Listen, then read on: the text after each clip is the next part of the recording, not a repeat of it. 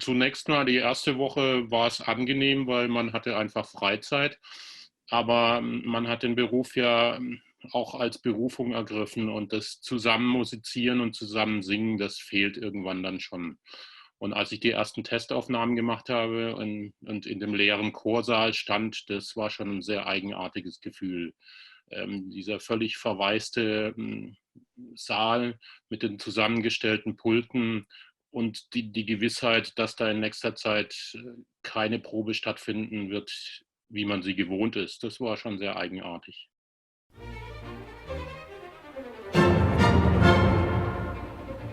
The future of music. How is music and innovation going to work together?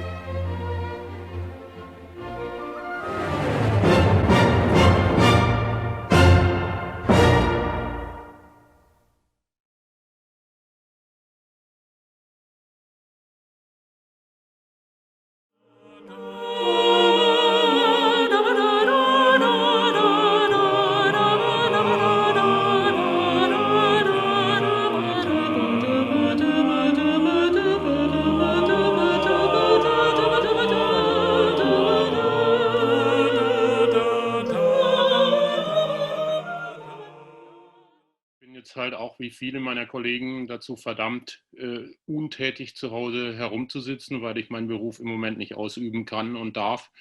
Und ich wollte aber trotzdem irgendwas in der Richtung tun. Und ich habe schon vor 10 Jahren angefangen, so kleine Videos zu erstellen, so Splitscreen-Videos musikalischer Natur.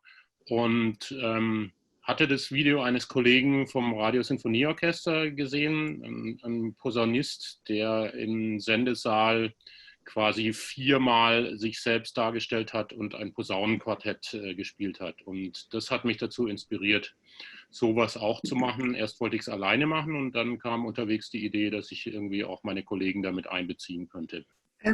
Ich finde, zu sagen, ach, wir könnten mal was ausprobieren und dann aber auch was Professionelles, was man nach draußen tragen kann, zu machen, das ist ein gewaltiger Unterschied. Wie ist das zunächst zustande gekommen? Haben Sie gesagt, wir probieren erstmal und dann kann immer noch jeder sagen, oder war das gleich geplant, wir gehen damit raus? Für mich war das schon klar, dass ich damit rausgehe. Also ich habe auch kein Problem damit, unfertige oder unperfekte Dinge nach außen zu tragen. Also ich finde, Kunst ist immer auch eine Frage von Entwicklung und ist ein Prozess. Und ich finde, man darf den Werkstattgedanken auch gerne nach außen tragen. Ich wusste von vornherein nicht, wie es werden wird und wie perfekt oder unperfekt es sein werde, aber die Veröffentlichung war von Anfang an geplant, ja. Perfekt ist das eine, aber künstlerisch gültig ist das andere. Ich will darauf hinaus, dass im Moment Hans und Franz auf dem Sofa sitzen und sich dabei filmen, wie sie singen, geigen, tanzen. Und man sagt, okay, schaden wir nicht damit der Kunst? Ja, je nun.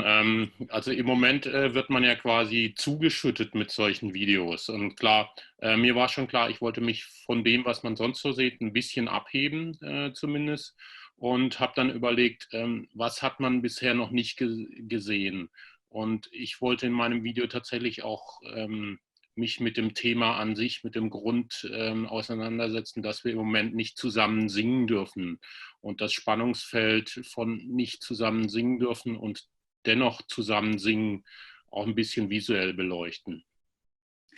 Dieses nicht zusammen singen dürfen, was macht das mit einem Profisänger? Also man muss dazu erklären, der Rundfunkchor Berlin ist einer der wenigen Chöre, wo es festangestellte Sängerinnen und Sänger gibt, die einen Ort haben, an dem sie zur Probe gehen, die regelmäßig ihr Einkommen und ihre Auftritte haben. Das bricht jetzt weg, dass also der Rundfunkchor geht möglicherweise in Kurzarbeit wie alle anderen Arbeitenden im Moment auch. Das ist ein ganz gewöhnliches Vorgehen und trotzdem als Künstler vermisst man mehr als nur dieses täglich Dahingehen. Ja, natürlich. Also zunächst mal die erste Woche war es angenehm, weil man hatte einfach Freizeit. Aber man hat den Beruf ja auch als Berufung ergriffen und das zusammen musizieren und zusammen singen, das fehlt irgendwann dann schon. Und als ich die ersten Testaufnahmen gemacht habe und in dem leeren Chorsaal stand, das war schon ein sehr eigenartiges Gefühl. Dieser völlig verwaiste Saal mit den zusammengestellten Pulten und die Gewissheit, dass da in nächster Zeit keine Probe stattfinden wird, wie man sie gewohnt ist. Das war schon sehr eigenartig.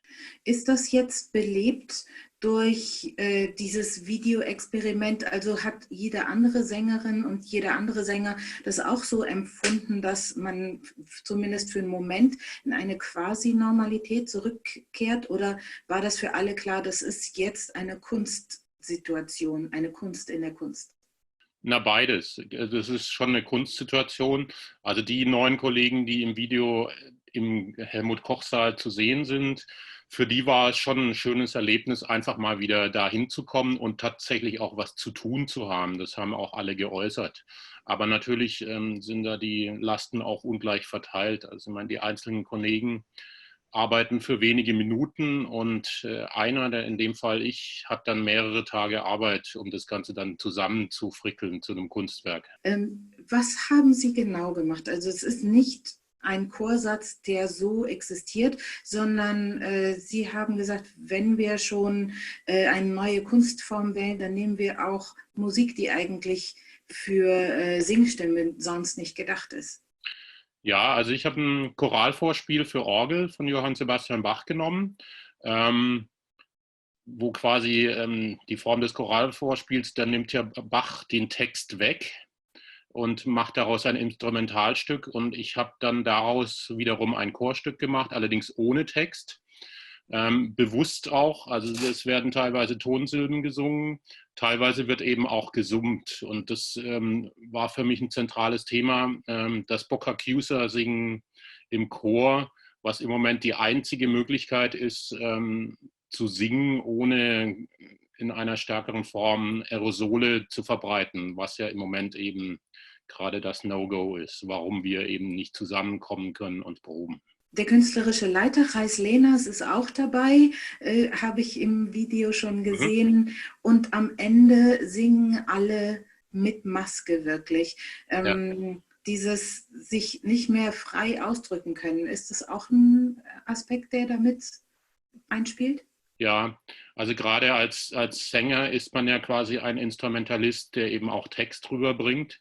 Und im Chor ist die Textverständlichkeit immer ein zentrales Thema, warum man immer besonders gut oder stark artikulieren sollte. Und gerade dieses besonders stark artikulieren, also die Konsonanten quasi zu spucken, das ist ja das, was im Moment das große Problem für uns ist. Quasi dieses Verbot, auch dann symbolisch mit der Atemschutzmaske, ein Bild, das jetzt eben allgegenwärtig ist, das mit dem Singen zu verbinden, das war eines meiner Anliegen. Wir hoffen alle, dass es bald weitergeht. Kommen wir noch ein bisschen in das Technische rein.